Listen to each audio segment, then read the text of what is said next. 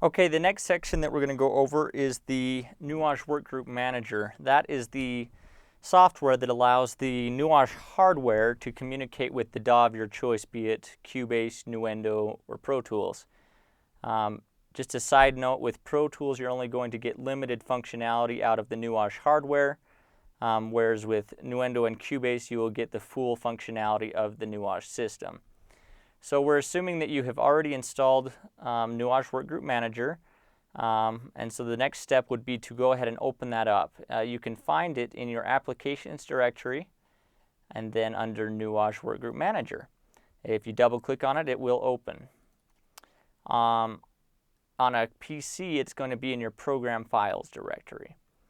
On my computer, it is already open and running, and the way I can tell that is up on my taskbar up here. You can see this small little N inside of a circle. On a PC, it's going to be down here by your clock with the same icon. And so the way we open that is we can just right click on it and click Workgroup Manager Console. And that opens the Nuage Workgroup Manager. So basically this program has two windows. This bottom section of the window displays any devices and DAWs that it sees on the network, while this upper one is what devices we're currently using on this computer. And so right now I have Nuendo open on my computer in the background. If we had Cubase or Pro Tools open, they would also show up in this list down here. To add them to where they start talking to the Nuage system, you simply click on a device and move it up into the working directory. Something important to note is that you can identify the devices by clicking this little light icon. If you click on it, you can see the device will start blinking. And so that's how you can figure out which device is which and where it's at. It's important to note that the order in which you load the fader units into the work group determines where channel 1 of your project will reside by default. And so if I load this fader unit first over here, channel 1 is going to end up right here. If I load this fader unit first, channel 1 is going to end up over here. And so I want to make sure that I load my left fader unit first, because I like my channels to go in order, so 1 through 16, 17 through 24. So I'm going to simply click the Identify button, and I realize that it's this fader unit over here is the one I need to load first, the second one I clicked. And so I'm going to click the Add to Workgroup button. You can see it moves up. And then I can proceed to load the rest of the devices in no particular order. If I had 3 fader units, though, I would want to make sure that I load them in each order so that the channels line up correctly. You can see now that I've added these all to the work group, DAW A, which is Nuendo, is green, and you can see a green light for all of them, which means they're active, they've came to life, and we are now ready to start working on a session with the Nuage. Okay, now we're going to show you how to line the screens up with the fader units. So I'm going to go ahead in Nuendo and open a project up real quick here. This one over here will do just fine.